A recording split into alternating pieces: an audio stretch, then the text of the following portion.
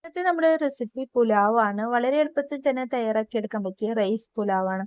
നമ്മളുടെ സ്കൂളിലേക്ക് കുട്ടികൾക്ക് ലഞ്ച് ബോക്സിലേക്ക് കൊടുത്തയക്കാം വളരെ പെട്ടെന്ന് തന്നെ തയ്യാറാക്കിയെടുക്കാൻ പറ്റിയ നല്ലൊരു പുലാവിന്റെ റെസിപ്പിയാണ്. അപ്പൊ രാവിലെ നേരം വൈകിയ സമയത്ത് ഇതേപോലെയൊക്കെ തയ്യാറാക്കിയിട്ടുണ്ടെങ്കിൽ കുട്ടികൾക്ക് സ്കൂളിലേക്ക് ലഞ്ച് ബോക്സിലും ഒക്കെ കൊടുത്തയക്കാൻ പറ്റിയ നല്ലൊരു റെസിപ്പിയാണ്. അപ്പൊ തീർച്ചയായിട്ടും എല്ലാവരും ഒന്ന് ട്രൈ ചെയ്ത് നോക്കി നോക്കണേ. അപ്പോൾ ഇത് തയ്യാറാക്കാൻ വേണ്ടിയിട്ട് ഞാനിവിടെ പൊന്നി റൈസ് ആണ് എടുത്തിട്ടുള്ളത്. നിങ്ങളുടെ കയ്യിൽ ബാസ്മതി റൈസ് ഉണ്ടെങ്കിൽ അത് എടുക്കാവുന്നതാണ്. അപ്പോൾ നമ്മൾ കുക്കറിൽ തന്നെ വളരെ പെട്ടെന്ന് തന്നെ തയ്യാറാക്കി എടുക്കാം. എന്നത് എങ്ങനെയാണെന്ന് നോക്കാം. അതിന് വേണ്ടിയിട്ട് പൊന്നി റൈസ് ഞാൻ കഴുകി വൃത്തിയാക്കിയതിനു ശേഷം കുറച്ചു നേരം ഒന്ന് വെള്ളത്തിലിട്ടിട്ടുണ്ടായിരുന്നു. ഒരു 2.5 ഗ്ലാസ് റൈസാണ് എടുത്തിട്ടുള്ളത്. ഏകദേശം ഒരു 600 ഗ്രാം റൈസ് എടുത്തിട്ടുണ്ട്.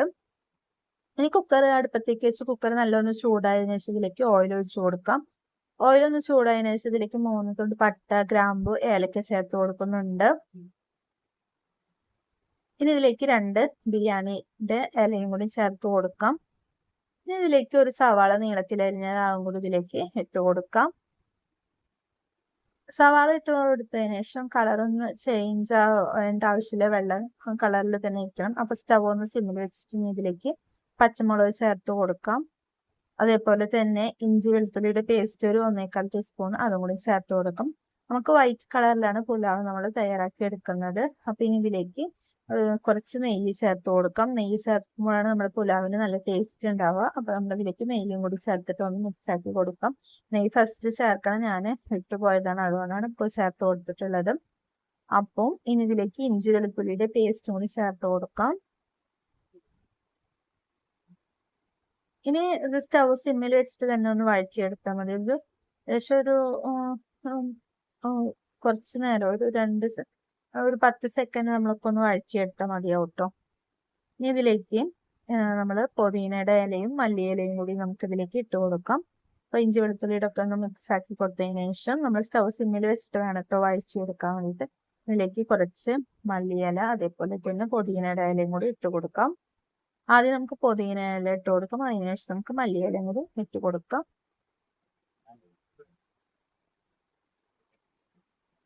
ഇതെല്ലാം ഒന്ന് വഴറ്റിയെടുക്കാം. പിന്നെ നമ്മളിന്ന് 2.5 ഗ്ലാസ് റൈസ് ആണ് എടുത്തിട്ടുള്ളത്. അപ്പൊ നമ്മളിന്ന് ഏകദേശം ഒരു 600-650 ഗ്രാം റൈസ് എടുത്തിട്ടുണ്ട്. അപ്പൊ അതിലേക്ക് ഒരു ഗ്ലാസ്സിന് 2.5 ഗ്ലാസ് എന്നാണ് നിലക്ക് നമ്മളിന്ന് എടുത്തിട്ടുള്ള വെള്ളത്തിന് 6.5 ഗ്ലാസ് വെള്ളമാണ് നമ്മൾ ഒഴിച്ചു കൊടുക്കേണ്ടത്. അപ്പോൾ ഇതൊന്ന് ഇളക്കി കൊടുക്കാം. അതിനുശേഷം നമുക്ക് ഇതിലേക്ക് വെള്ളം ചേർത്ത് കൊടുക്കാം. അപ്പൊ ഞാൻ ഇവിടെ വെള്ളം എടുത്ത് വെച്ചിട്ടുണ്ട്. അപ്പോൾ വെള്ളം ഒഴിച്ചു കൊടുക്കാം. അപ്പോൾ വെള്ളം ഒഴിച്ചു കൊടുത്തിട്ട് ഒന്ന് മിക്സ് ആക്കി കൊടുക്കാം. ഇനി ഇതിലേക്ക് കുറച്ചും കൂടി വെള്ളം നമ്മൾ അളവ് അനുസരിച്ചിട്ട് ഇനിയും കുറച്ച് ഒരു 1.25 ഗ്ലാസ് വെള്ളം കൂടി ഒഴിച്ചു കൊടുക്കാനുണ്ട്. അതും കൂടി ഒഴിച്ചു കൊടുത്തിട്ടുണ്ട്. ഇനി വെള്ളം ഒന്ന് തിളക്കാൻ വേണ്ടിയിട്ട് വെയിറ്റ് ചെയ്യാം. ഇനി നമ്മൾ റൈസിലേക്ക് ആവശ്യമായിട്ടുള്ള ഉപ്പും ഈ നേരത്ത് നമുക്ക് ചേർത്ത് കൊടുക്കാവുന്നതാണ്. ഒന്ന് ഇളക്കി കൊടുത്തതിന് ശേഷം നമുക്ക് ഇനി ഇതിലേക്ക് ഉപ്പ് ചേർത്ത് കൊടുക്കാം. നമ്മൾക്ക് ഈ റൈസിന്റെ കൂടെ എഗ് ഗ്രേവിയോ അല്ലെങ്കിൽ ചിക്കൻ കറിയോ എന്ത് വേണമെങ്കിലും നമുക്ക് സൈഡ് ഡിഷ് ആയിട്ട് കഴിക്കാം കേട്ടോ. അല്ലെങ്കിൽ തന്നെ റൈസ് കഴിക്കുകയാണെങ്കിൽ നല്ല ടേസ്റ്റാണ്. നമുക്ക് അച്ചാർ എന്തെങ്കിലും കൂടെ ഉണ്ടെങ്കിൽ ഈ ഒരു റൈസ് മാത്രം തനിയെ കഴിക്കുകയാണെങ്കിൽ നല്ല ടേസ്റ്റാണ് കേട്ടോ. അപ്പോൾ ഇനി വെള്ളമൊക്കെ തിളച്ച് വന്നിട്ടുണ്ട്. നമുക്ക് റൈസിനൊന്ന് വെള്ളമൊക്കെ ഒന്ന് വരച്ച് വെച്ചിട്ടുണ്ട്. ഇനി നമുക്ക് ഇതിലേക്ക് ഇട്ട് കൊടുക്കാം. റൈസ് ഇട്ട് ഒന്ന് തിളച്ചതിന് ശേഷം നമുക്ക് കുക്കറിന്റെ മൂടി വെക്കാം. നമുക്കിത് 3 വിസിൽ വന്നാൽ മതിയാവും.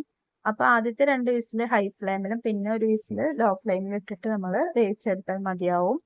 അപ്പൊ നമ്മുടെ പുലാവ് ഇവിടെ റെഡി ആയിട്ടുണ്ടാവും. ഇനി നമുക്ക് ഒന്ന് അരിയൊക്കെ തിളച്ചതിന് ശേഷം ഇതിലേക്ക് നമുക്ക് ലെമണിന്റെ ജ്യൂസ്, 1 ടീസ്പൂൺ ലെമണിന്റെ ജ്യൂസ്, അത് നമ്മളുടെ അരി ഒന്ന് ഒട്ടിപ്പിടിക്കാണ്ടിരിക്കാൻ വേണ്ടിയിട്ടാണ് നമ്മൾ ലെമൺ ജ്യൂസ് ഒഴിച്ചു കൊടുക്കുന്നത്. അതും കൂടി ഒഴിച്ചിട്ട് നമ്മൾ ഒന്ന് വെള്ളം തിളച്ചതിന് ശേഷം നമുക്ക് ഈ കുക്കർ ഒന്ന് മൂടി വെക്കാം. ഇതൊരു 3 വിസിൽ, ഒരു 2 വിസിൽ കുറച്ച് ഹൈയിലായിട്ടും 1 വിസിൽ കുറച്ച് സ്റ്റവ് ഒന്ന് സിമ്മിൽ വെച്ചിട്ടും വേണം നമ്മളിത് പുലാവ് തയ്യാറാക്കി എടുക്കാൻ വേണ്ടിയിട്ട്. അപ്പോൾ സ്റ്റവ് ഓഫ് ആക്കിയിടാം നമ്മൾ വിസിൽ വന്നതിന് ശേഷം. എന്നിട്ട് ചൂടാറിയതിനു ശേഷം നമുക്ക് കുക്കർ തുറന്ന് നോക്കുമ്പോൾ നമ്മുടെ പുലാവ് ഇവിടെ റെഡി ആയിട്ടുണ്ട്. അപ്പോൾ വളരെ എളുപ്പത്തിൽ തന്നെ തയ്യാറാക്കി എടുക്കാൻ പറ്റിയ നല്ലൊരു റൈസ് പുലാവാണ്. അപ്പോൾ തീർച്ചയായിട്ടും എല്ലാവരും ഒന്ന് ട്രൈ ചെയ്യാൻ നോക്കി വെക്കണം. അപ്പോൾ നമ്മളിതൊന്ന് മിക്സ് ആക്കി കൊടുക്കാം. ഒട്ടും കുഴഞ്ഞൊന്നും പോയിട്ടില്ല. രാവിലെ വളരെ എളുപ്പത്തിൽ തന്നെ കുട്ടികൾക്ക് സ്കൂളിലേക്ക് ലഞ്ച് ബോക്സിലൊക്കെ കൊടുത്തയക്കാൻ പറ്റിയ നല്ലൊരു റെസിപ്പിയാണ്. അപ്പൊ സൈഡ് ഡിഷ് ആയിട്ട് നിങ്ങൾക്ക് എഗ് ഫ്രൈയോ അല്ലെങ്കിൽ എഗ് ഗ്രേവിയോ എന്ത് വേണമെങ്കിലും ഇതിൽ കൂടെ കഴിക്കാവുന്നതാണ്.